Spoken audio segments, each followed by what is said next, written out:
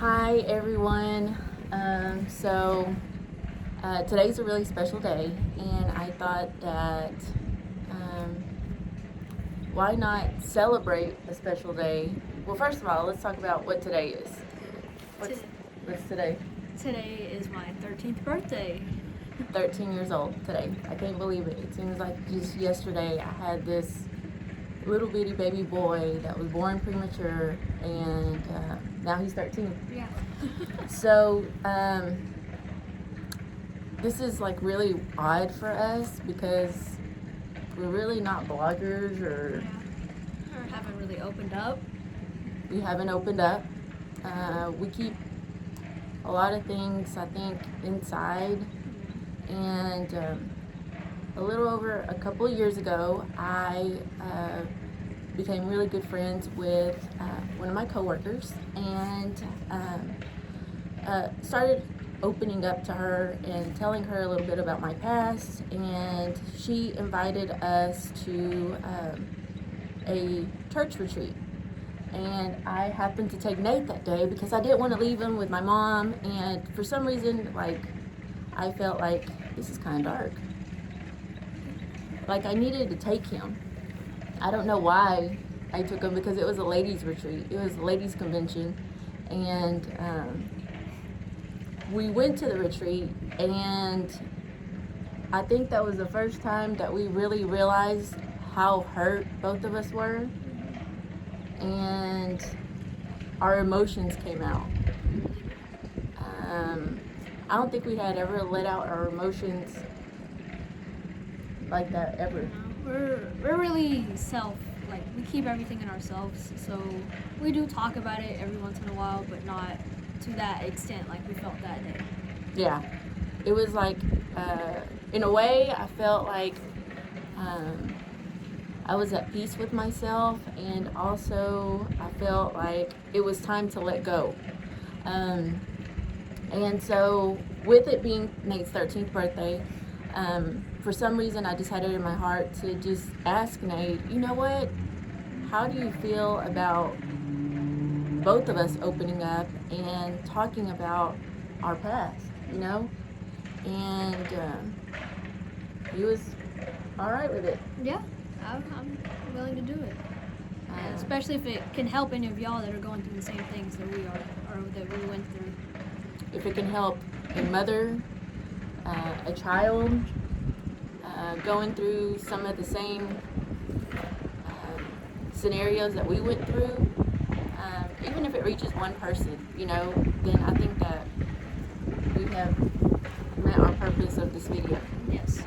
So I guess I'll start from the beginning, and I really will try to not make this so long. So let's talk about before Nate, and kind of set the background of how Nate came into this world, and came into a really rocky world.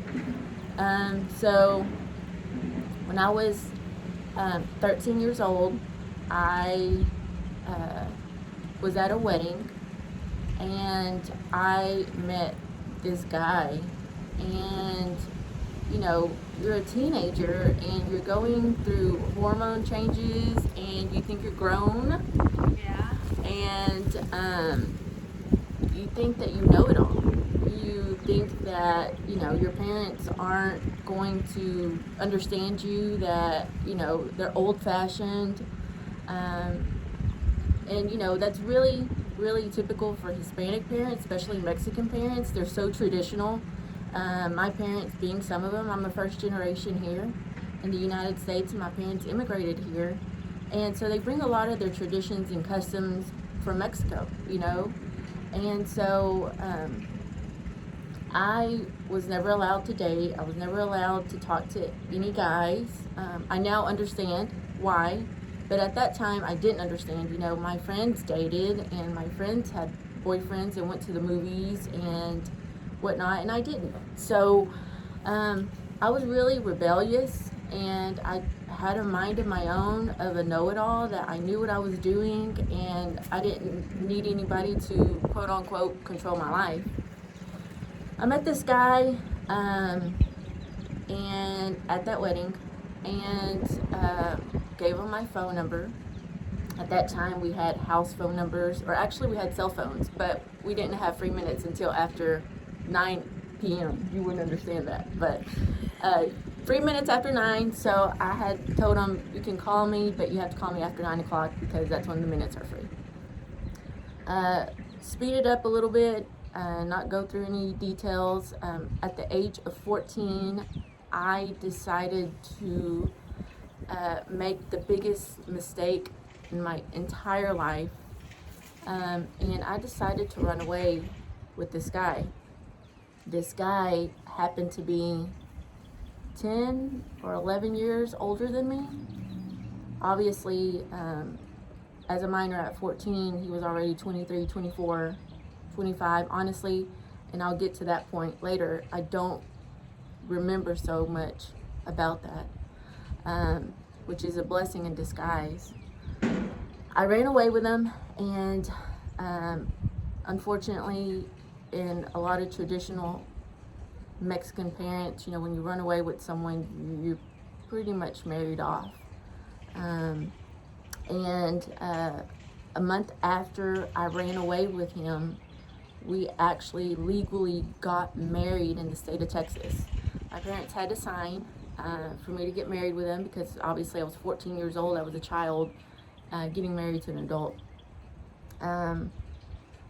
At that time, I thought that this man loved me more than anything in the world.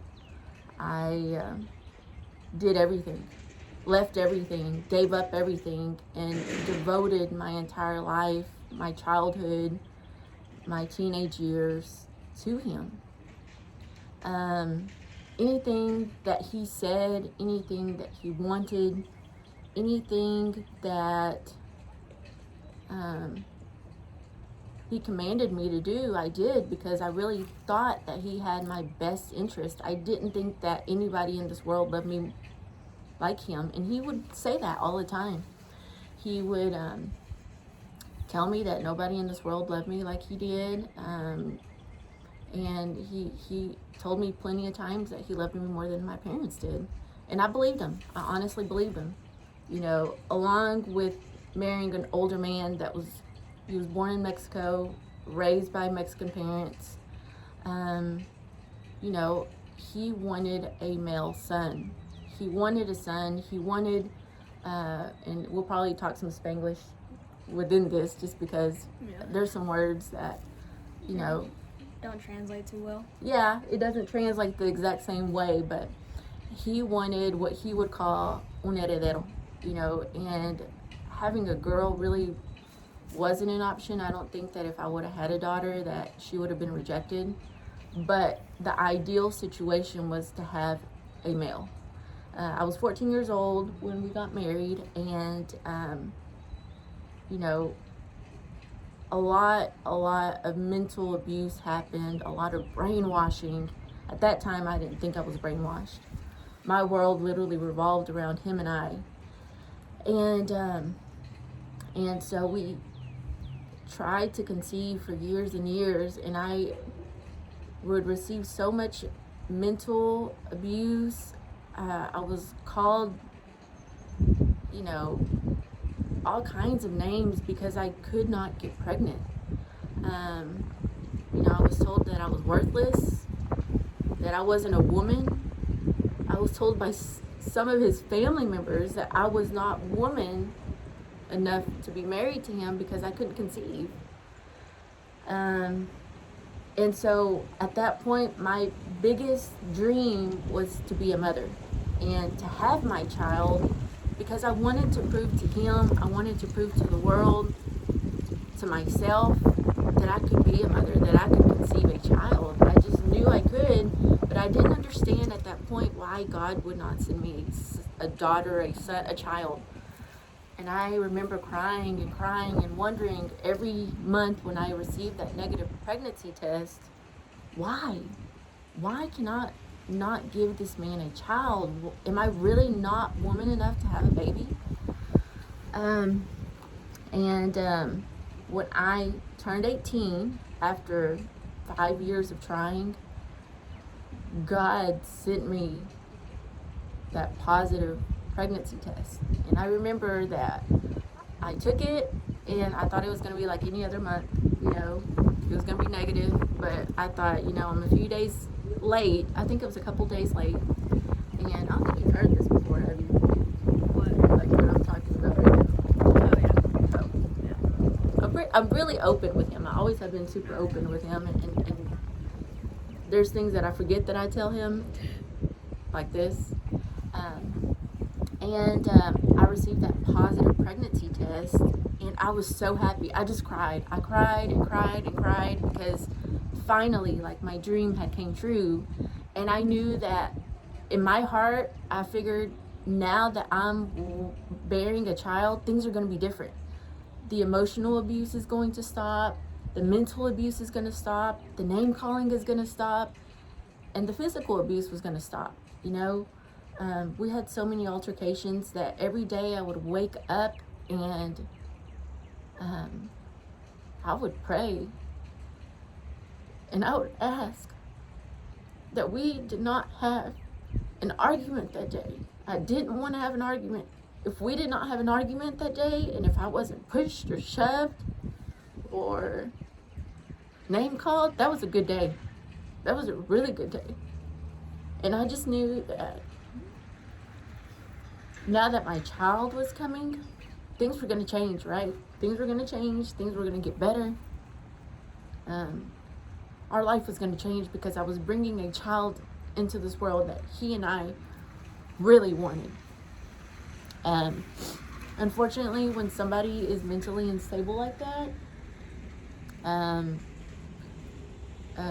they don't change. You know, no matter if you give them everything that they want, they don't change. And it got better. You know, I wasn't name called everything in the books. I wasn't, he wasn't as bad, you know. And he was very happy that he was coming with a child. And then when we found out that he was a boy, I mean, everybody was thrilled. Everybody was so happy. We're doing a video. Sorry, we're getting interruptions. And so, unfortunately, when I was about 5 or 6 months pregnant, I started to dilate, obviously really early in my pregnancy. I wasn't getting hit. I wasn't getting slapped, but I was getting shoved. My hair was pulled. It was just a really stressful environment. Unfortunately, that started causing me to dilate. And at that time, my gynecologist, which is still my OB doctor, and she's absolutely amazing, she knew something was wrong, but she never got me to ever tell her the truth. She's like, what's going on? Everything is perfect. Your labs come out perfect. You know, from your ultrasounds, everything looks great. The baby is absolutely healthy. I don't understand why you're dilating early. Is there something I'm missing? Is there something you're not telling me? And I was really good at playing it off. I mean, nobody ever knew what was going on in my house. My parents never knew. My friends never knew. I had one friend that did know, and a family member of mine that did know. And they were always really supportive, but, you know, I was stuck in my ways, and I wanted to show everybody that my life was perfect and that I was married and my marriage was perfect, you know. And so I was put on bed rest, and things did get better. I wasn't shoved as much, but the name calling continued to happen. And at 7 months, I went into the hospital once again. It seemed like I was in and out of the hospital every week. And at 7 months, I went in on February 20th, and I was dilated to a 4 when I got there. And my OB was like, Connie, we're going to have to put you on magnesium sulfate. We're going to have to try to stop this baby from coming because, I mean, he was eager to come. And So we did. I got into the hospital. His dad wasn't with me because literally I was in the hospital every other week, and so at that time he couldn't take off work every single time. And it was just a way for me to get attention, and I think he just thought that was just a way for me to, I don't know, like be a spoiled brat and make myself out to be the victim, I guess. And so at 7 months, I couldn't stop dilating, and I started getting really strong contractions. And the doctor said,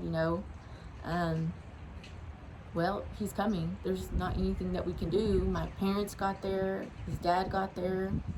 I don't know if I should be calling him your dad. Yeah. I don't know what other way to kind of reference him without giving his exact name. Yeah, you can just call him dad. That's fine. And so he got there and did ultrasound. Come to find out, Nate was breech, which means that he was coming out feet first, and so it's windy,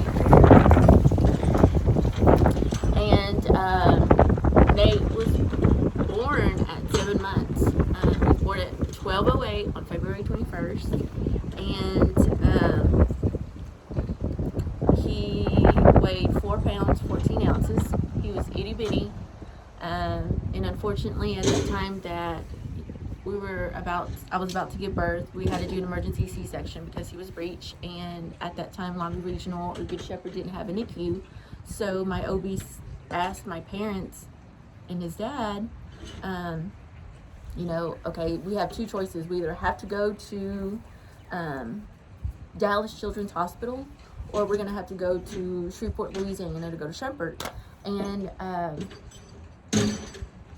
his dad he realized what was going on. At that point it hit him that all the arguments we had, all the physical abuse, all the mental abuse had really caused this, and he was kind of in a different world. And my dad, I remember him saying, Shreveport's the closest, get him there, and we went over there. Nate was born, and he immediately went into the NICU. He was there for 14 days, and we were able to bring him home, and he weighed 3 pounds 6 ounces. Obviously, I had had a C-section, and all of us mamas that have had a C-section know that when you have one, it's really rough to recover. And so we stayed at my parents' house, and at that time, he pretty much despised my parents because he knew that they were never going to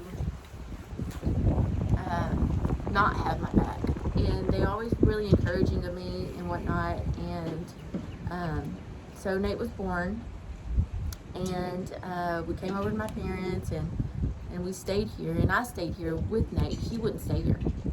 He wouldn't stay here because he didn't want to stay here. He didn't want to stay the night here, so he stayed at our house while I stayed with my baby at my parents' house while I fully recovered. So once Nate was born, I really feel like God sent him to me as an eye-opener.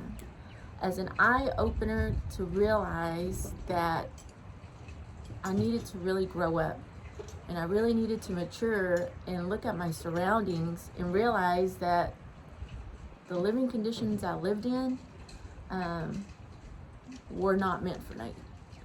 And at that time, I was attending college, and after I had Nate, which was a huge fiasco itself because I was forbidden to attend college, but my parents made it a requirement when we got married as like a kind of like a prenuptial agreement is what they made them sign, saying that I was going to go to college until I decided not to go, and they would pay for it. And so they did. And once Nate was born, I was pretty much forbidden to go to college. And I started, at that time I worked at a bank. I worked at a bank part-time. I was a mother with a little boy that used to wake up every 2 to 3 hours to eat. and I went to school full time. And that was really hard. And it got to the point where he told me, obviously I wasn't a good housewife. I wasn't keeping the house as clean as I was supposed to, feeding him at the time that he needed to be fed, keeping the house organized like I was meant to keep the house organized. I never received any kind of help from him or anything. That was just the way that he was brought up, and that was the way that we were following in our household. And when I realized that was because my friends started asking, why are you like that? Why don't you ever go to girls' night? Why don't you ever go to dinner with us? And why is it when we have to go to training, you have to bring him? Or why does he have to drive you? That's odd. And I really never thought it was odd. I was like, well, he's my husband. Like, don't y'all's husbands do the same thing? Aren't y'all supposed to not do those kind of things? And I started realizing that my life wasn't the same. Like, my life wasn't the same as my friends at work and my friends at school. So when Nate was 1.5 years old, his dad and I filed for divorce. It happened to be the last physical fight where we had. It was actually our anniversary. I don't even know what year anniversary it was. I guess it was like our 5th or 6th anniversary. And we had left Nate at my parents' house because we were going to go to a concert. Now, we only went out once a year, and that was on our anniversary. That was either to go eat or to go to a concert, and that was pretty much it. But it happened once a year. That was it.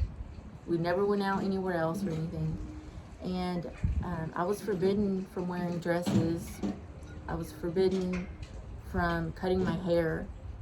I was forbidden from dressing up, revealing, or I just wore what he wanted me to wear because I thought that was the right thing to do.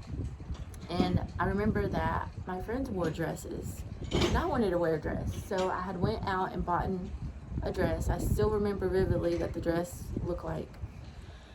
And I brought Nate to my parents and went back home, and I laid out my clothes, and I got in the shower to get ready because I was super excited. I mean, this is the one time a year that we would go out.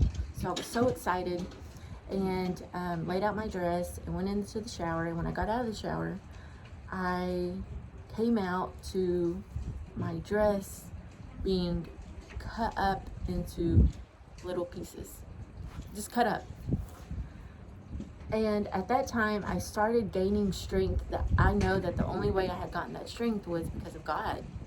And my old self started to come out again prior to me being married. And I got out and I started yelling, why did you do this? And obviously there was a lot of choice words that I said that I'm not going to repeat. And obviously he was very hot-tempered as well, so he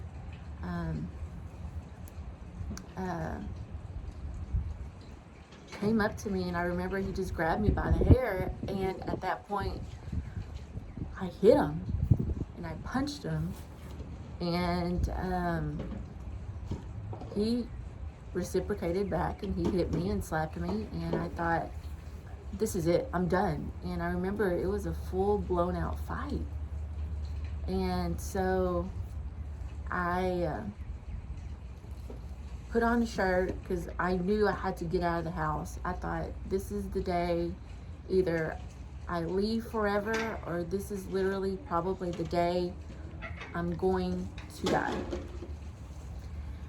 And I was terrified, and I went and I put on a shirt. I put my undergarments on, and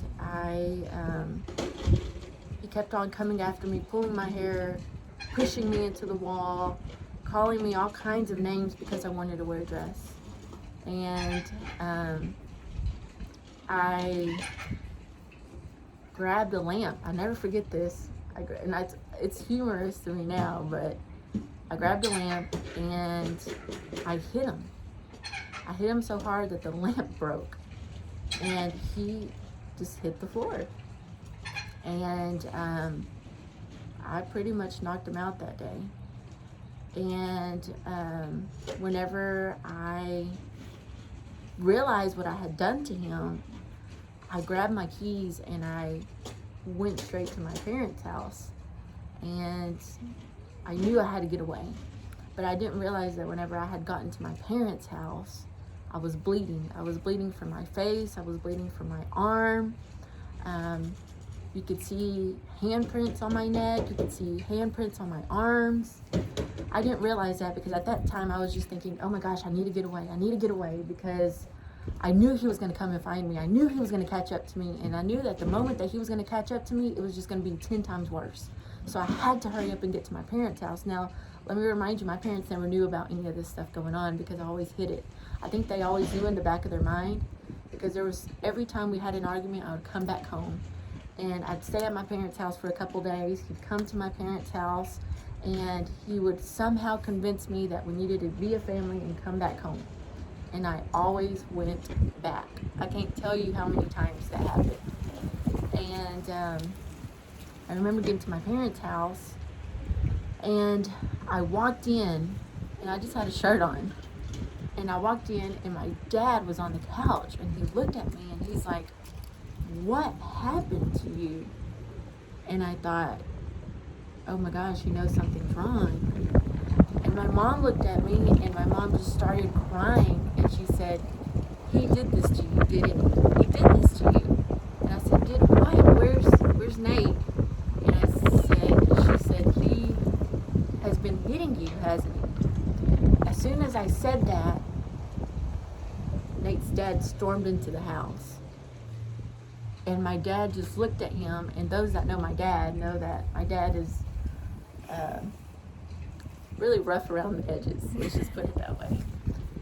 And my dad looked at him and grabbed a gun and said, you better leave right now or you're going to regret it. And he turned around and he left. And I went and looked in the mirror. I remember looking in the mirror that day and thinking, this is it. This is it. I'm not going back. My child is here. My parents know. I can't go back.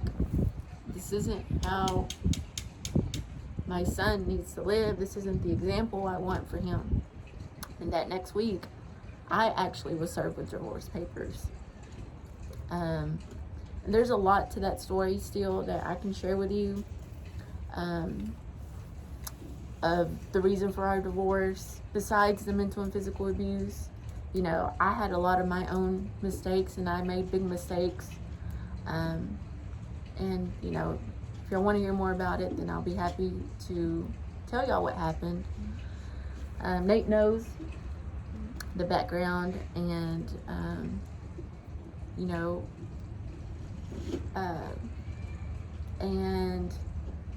he was a year and a half old, and I remember that he was asleep when I got to my parents' house when all that was going on. And he already knew what was going on. I don't think he remembers any of this. No. But, when we would have arguments, Nate could barely talk. And the only way that his dad would leave me alone is when Nate would just yell, stop, Papi, stop. And those were like triggers that I felt like God was sending me because my baby was a year and a half years old and he knew that that was not right. And he knew his mommy was crying. And he knew that his mommy was hurting. And he always defended me. And so we have some people that are looking at us, laughing. He's gonna throw a snowball. Let me just watch. He's throwing snowballs. And there's where Nate gained his nickname as my as my moonlight, because he always protected me, even at a very, very small age. And through the darkest times in our life, he was the light that kept me going. And he knows that. And he's always known that he's my moonlight. And because he literally protected me quite a bit. He was my shield. And, I hate to say that because he was a year and a half old and he didn't need to go through those things. Anyways, we went through the divorce. Our divorce took 2.5 years to settle, and I think the person that was most affected by it was Nate. It took so long to settle because there was so much chaos and so many things that came up through our divorce. It was like a movie, from having to sue for stalking, having a GPS device in my vehicle, tracking every move I made, people filming me. I had no privacy. I literally lived in a bubble. And we fought for 2.5 years because I wanted to be primary custody of Nate and his dad wanted to be primary custody of Nate. And oh my gosh, we're already at 30 minutes. So finally, I think the judge was just fed up, and he knew that we never needed to be married, and I was not a good wife to him, and he was not a good husband to me. And by this time, let me tell you my age. I was 20, going on 20. No, I was 21 by this time, and finally, I was legal in age, and so Nate was shared 50-50 custody. We had the most awful custody arrangement, which now I think back and I think, why did I accept that? Like, why did I say that was okay? Because he would stay with me Monday and Tuesday, and he would stay Wednesday and Thursday with his dad, and we would share Friday, Saturday, and Sunday, alternated. So every week he was between houses. And do you remember doing that? I only remember the one that was later on. I feel like I kind of have some memory, but if I do, it's very foggy on the 50-50 custody. I remember there was one I'd only go with him Sundays, and I'd be with you the rest of the week. Yeah, that was later on. Yeah, that was a lot later on. And so, by this time, it was awful. We had to have a police officer every time we exchanged Nate, waiting at the police station so that there wouldn't be any altercations. And Nate would come home. He would be bruised. He would have fallen. Do you remember when? The bicycle tire on my back? Yeah. Yep, that's what I was thinking about. That's what I was just thinking about too. He had this huge bicycle tire mark where we were, it was me and him. He was riding a bike and he just told me to hold on, and I was like 5 or around that age at this maybe point. A little bit younger. So I didn't have that upper body strength to keep me on the bike. And so I was just gradually falling back, and I tried to alert him, but I don't know if the scenery was too loud or I really don't know. And so I fell back. I crashed the whole bike we were on the pavement road, and it was just fell. And I remember one of my daycare teachers. Shout out to them because shout out, yes. Kids Kids World with Miss Bunny, Miss Bonnie, Miss Pat, Miss Alice. Man, they were his guardian angels. They knew what was going on. They protected him. Amazing. They were God sent to us. Yes. And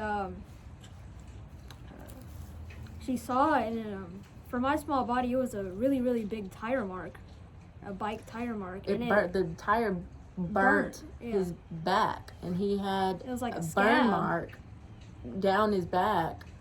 It was like a scab, basically. Like it almost cut into me.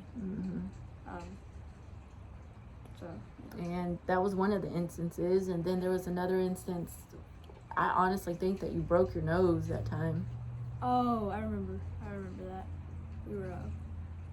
So he wouldn't pick me up when I was going Sunday only. It was his mom, and so I'd be at her house until he got off work, and then came to get me. And I was jumping on their couch, and I must have slipped, and my nose just went straight into the coffee table. And I just woke up in their bed with ice on it. I didn't go to the ER or anything. And then you came home after, and his nose was just swollen, and I had to take him to the doctor. And she had said, regardless if it's a broken nose, there's not much you can do. You just keep ice on it and keep an eye on him and whatnot. And there were just several instances like that, and there were several times where I would go and try to get a police report for those things that happened, because they were pretty severe, and I didn't want anybody thinking that it was me that was. I don't want to call it abusing him. Yeah, if anything, I almost did it to myself, but the fact that they didn't take me to emergency care, like when these big things happened, I think that's what really. It was more like neglect. Yeah.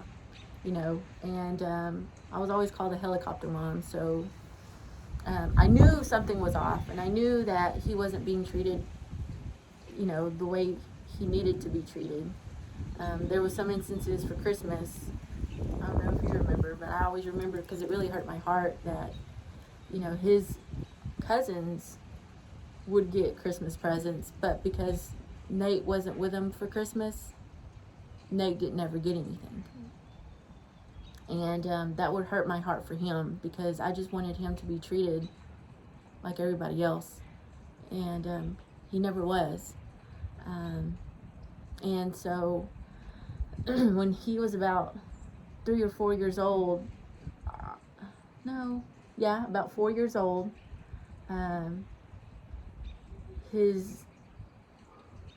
was a lot of series of events in our family that happened that were really bad with my family, in my household. Better yet, I just keep it to my household. And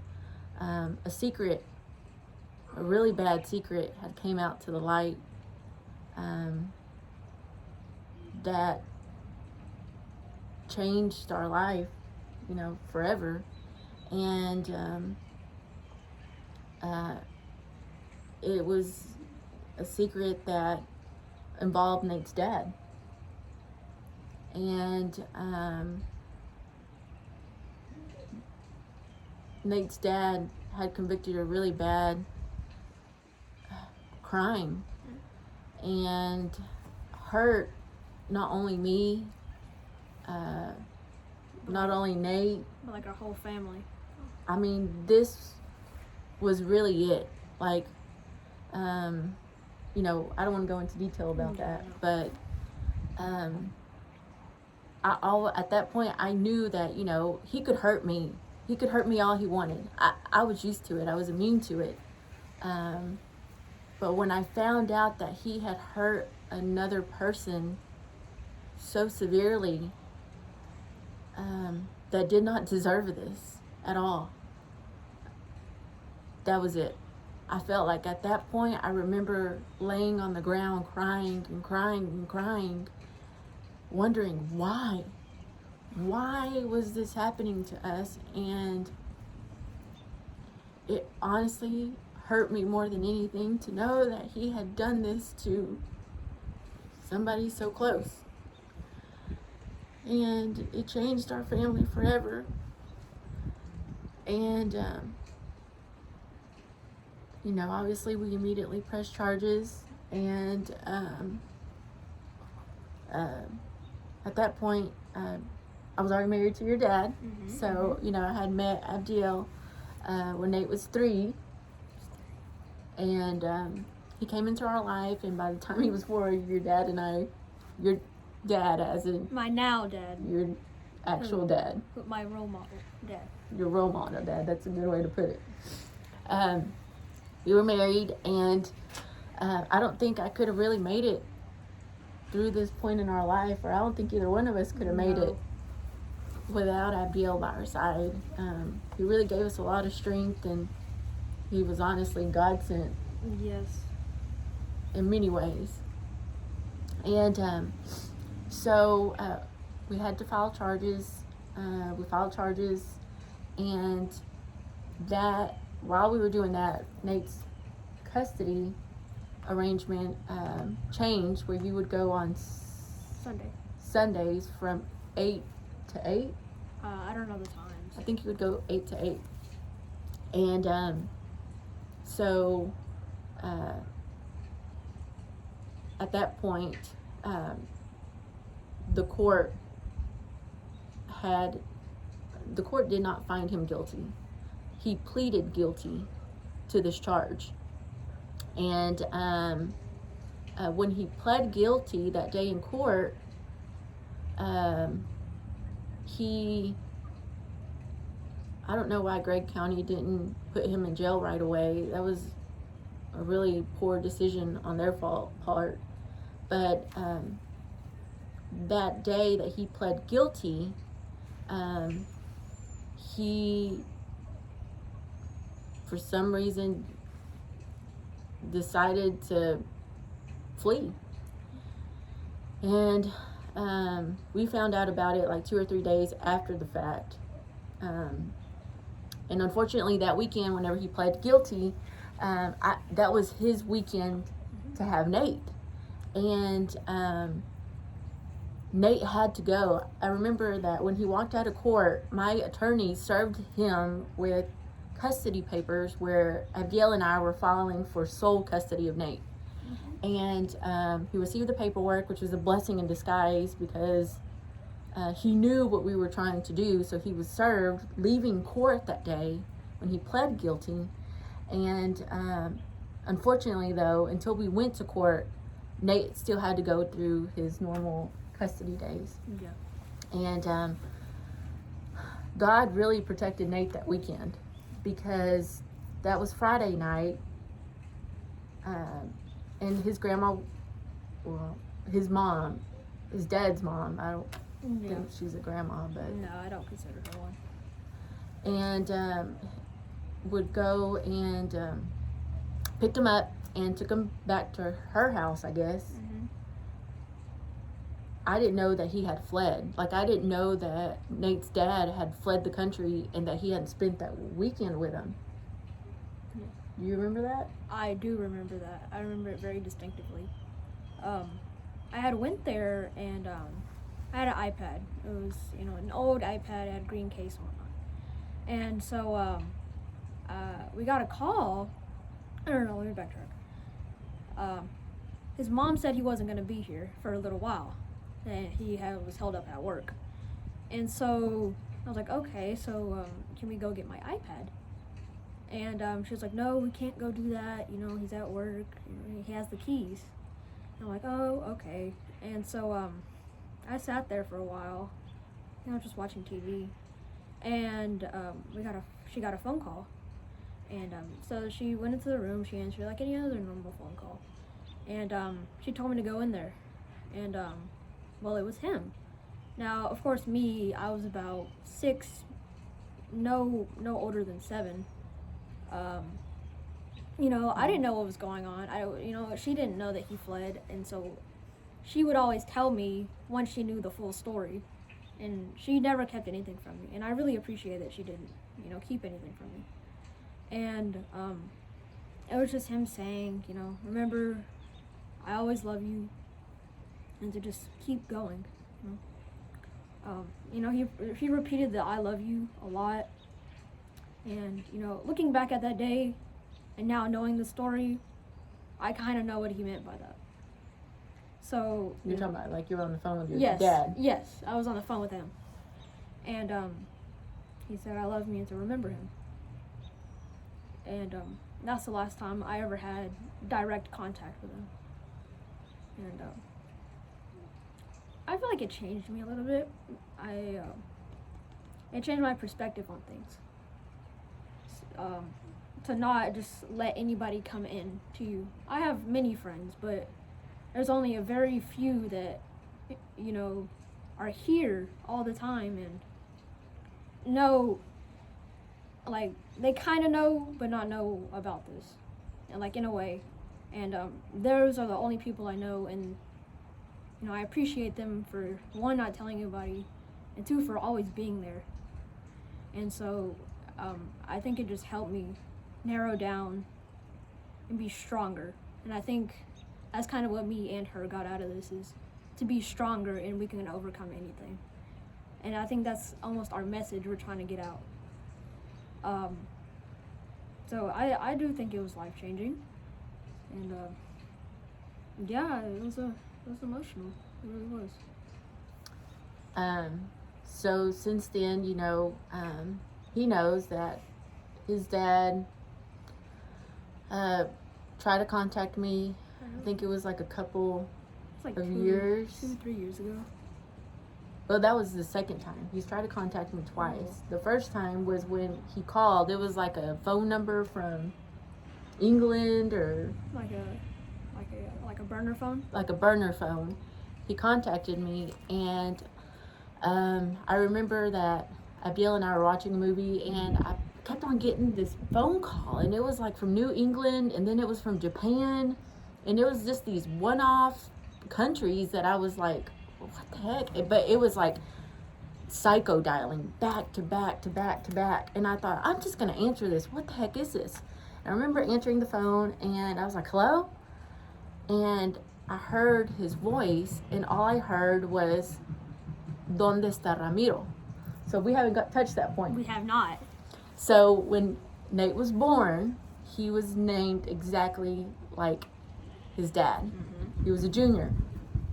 And once we got sole custody, he was actually the one that came up with... It was my idea. So I had known the story. I had known the full story, and I knew that he was not somebody I wanted to look up to.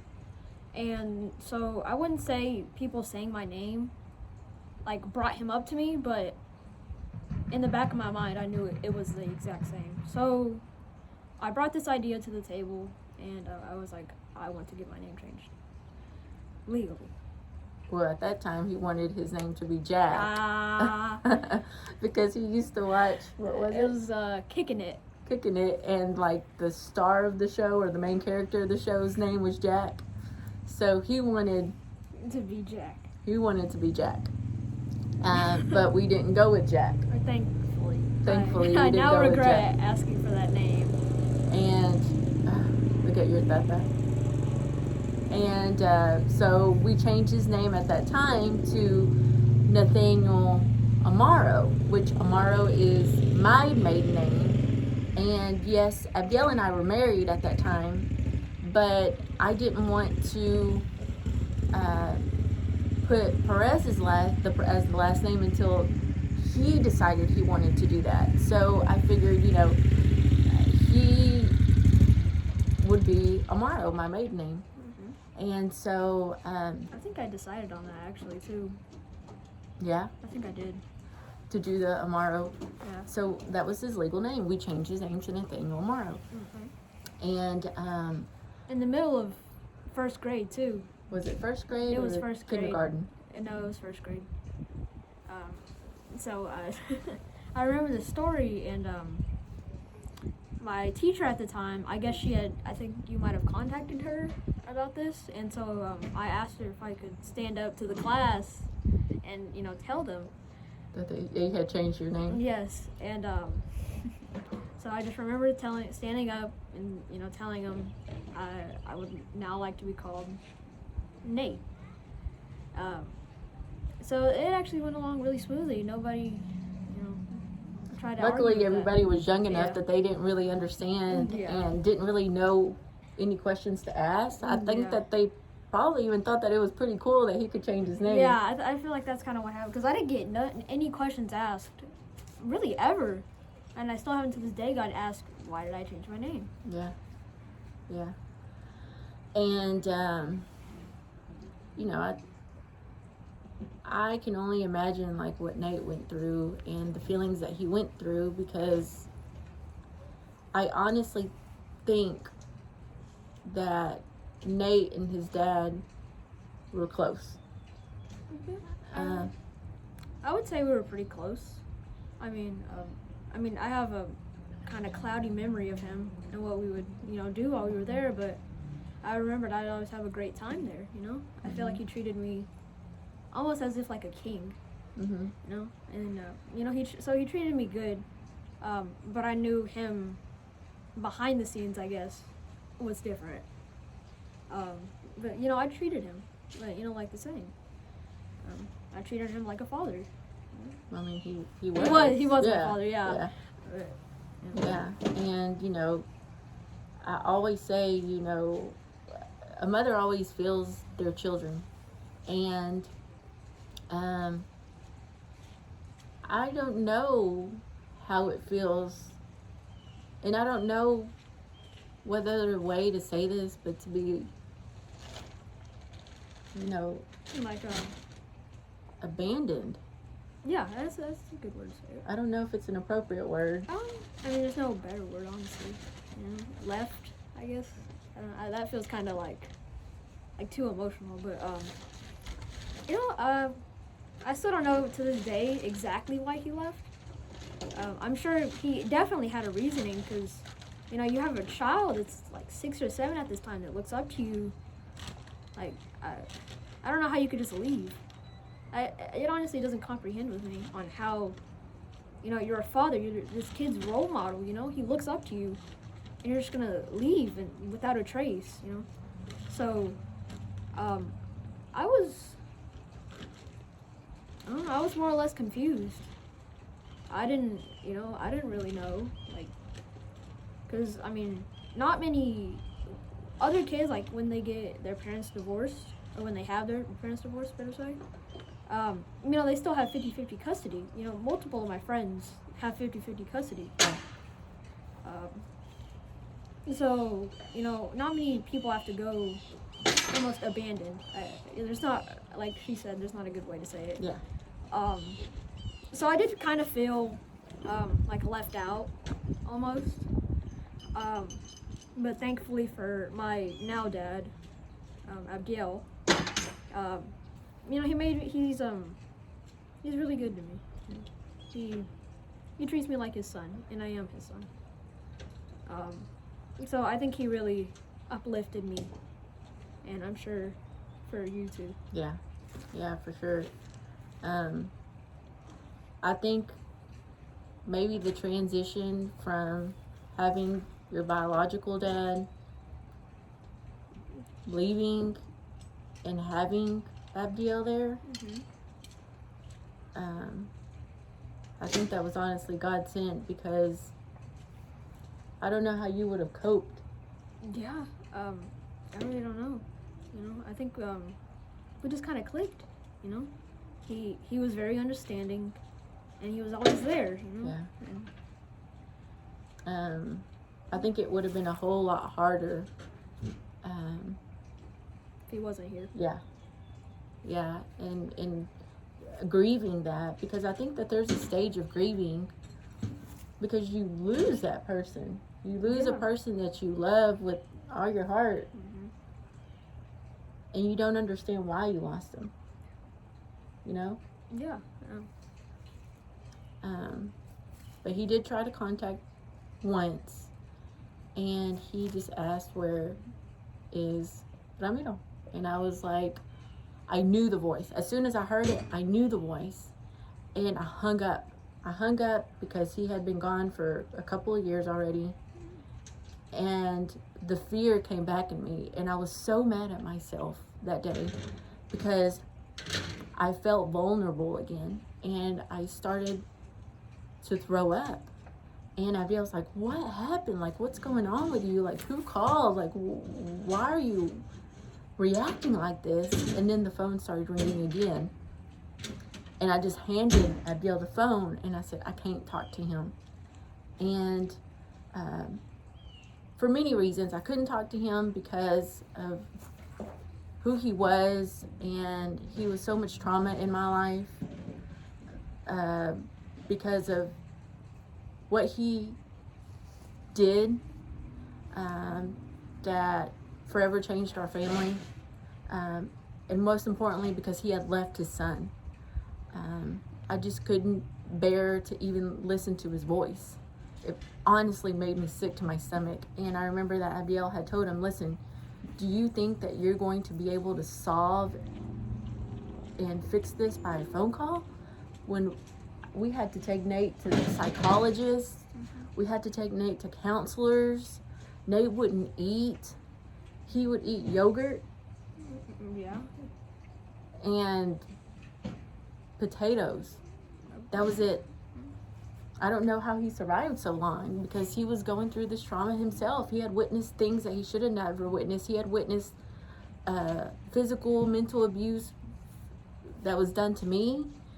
He was also a witness in this other horrendous act that had happened. Thankfully, he was really, really small, that I don't think you have any memories of that, which is a huge blessing. That I'm glad I don't too. I would not like to have those memories. Yeah. And so that was the first time we heard from him. Okay.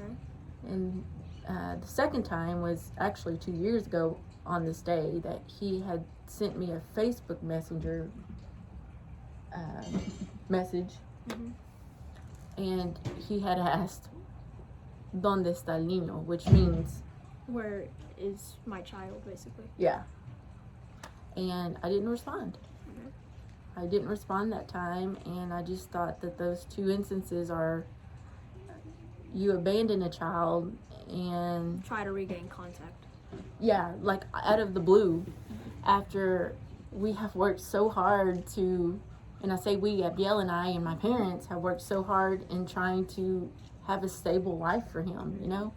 For him just to come in and show up and think that he can just mend things. And I feel like that would just rock Nate's world. Nate knew about those instances. I told him that he had called that one time, and I told him he had messaged that one time. And the second time, I think this was between phone calls, or I don't really know. You know, I just know y'all told my sister to come in my room and close both doors. Oh yeah. And so, you know, we did. And my now dad called me over into the room, and he was like, if you could ask him a question, what would you ask? Oh yeah, I forgot about that. Yeah. And so of course this is, I still don't believe he gave a true answer to this question, but the one question I had from him was, why did he leave? You know, I mean, you can't do that. You really can't just leave out of the blue, no contact. Doesn't even send you like a card or anything. I mean, he's been gone for 6-7 years now. And you haven't received? No, nothing of him. No letter or anything, or even like a little postcard. No. For birthdays, for Christmas, Nothing. or from any of his family. No, there's that one instance where they did come. There was one instance where an aunt from Mexico came. And just out of the blue, just came and knocked on our door, wanting to see me. Mm-hmm. And so this was right before I got adopted. It was right before. Because I remember you went through a lot of like distress that day. Yeah. And I genuinely felt really bad. Yeah. And so they came. Like I said before, she never wanted to keep anything away from me. She always had me know the truth. And so she brought me out, and when she introduced them to me, she said I started shaking. Now, of course, in that moment, I probably didn't realize I was in shock, that they had came after so long. It wasn't him. It was, of course, his, aunt. Yeah. And so the fact that they just came out of the blue, and this is probably the worst timing to come. So we sat outside. We talked. I would say pretty formally. It wasn't. It was awkward, It was very awkward. uncomfortable. I was very uncomfortable, and when they asked if they could give me a hug, I said yes, and I just got really emotional right there. Yeah, I can imagine. Thankfully, they haven't recame, and we have moved locations. I'll just keep it at that. And so I don't think they'll be able to kind of trace us. You never know. Yeah. We're not hiding. We're not hiding. No. I wouldn't say I'm scared of them coming. I think I'm emotionally prepared, and if they do try to, come here. That's the thing, is that Nate has always lived with, I don't want to call it fear. Yeah, it's not fear. It's but just he's more alert, just because there's been instances where when he was here, before he had left, that he was checked out of school and taken to faraway places, and of course police had to be involved to try to find Nate. Nate at a really young age had to ride in several police cars. I don't remember any of them. And there was times where he had witnessed his biological dad be arrested. I do remember that. Do you remember when? I remember it was I don't remember why I was at his house, but we were there. We were playing a game, like a video game, and there was a knock at the door, and so he answered it, and it was police. They had came out here, and he got in a cop car, and I got taken with you and Dad over there, and I just remember y'all being so emotional. Oh yeah. I didn't know what was going on. No. He was my dad. I was like, oh, everything's fine. I'm here with him. I'm safe. Yeah. And when we picked him up, you were in the house with like several officers. Yeah. And I just remember going in there, and I had never been into that house before, and I was just panicking, looking for my son, and I remember grabbing him, and Abdiel was right behind me, and I felt like we were saving him from danger, yeah. So anyways, fast forward, we're leaving so many details out because there's so much that happened throughout all those years and whatnot. I think the only way we would go into detail was, if this helps people, then we would, of course, go into more, because our whole goal here is to help you, and that's really the reason why we're here today. Mm-hmm. And so after several years, two years ago? Was it last year? When I got adopted? Yeah. Technically it'd be 2 years ago because it's 2021. Yeah. But it was more or less like a year ago. You want to tell them what that was about? I will. It was Father's Day, 2019. We were in Tennessee visiting my grandparents. Which are Abdiel's parents. Yes. Whom I love to death. And we were at a Father's Day party, and I had told my mom here over FaceTime before, I think it was a day or two, that I was gonna ask him to adopt me.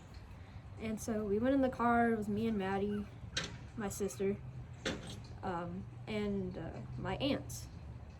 Mm-hmm. And we were all in there. We were FaceTiming, and so it started off with a Happy Father's Day, Dad. We love you. And then Maddie took the phone and just started going off like she usually does. She's very talkative. Maddie is my sister. My youngest. Yes, we and last. Wow, you just and I was choking up. My heart was pounding because I don't know. I'd always looked at him as a role model, my father figure, and now he was legally going to become my father.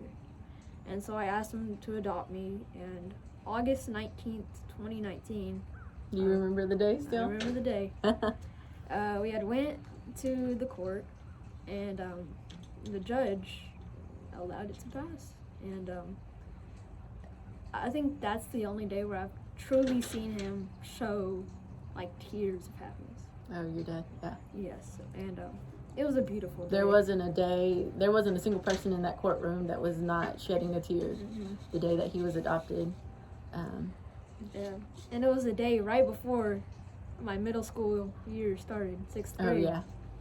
And so, because of the adoption, obviously, he took on Abdiel's last name.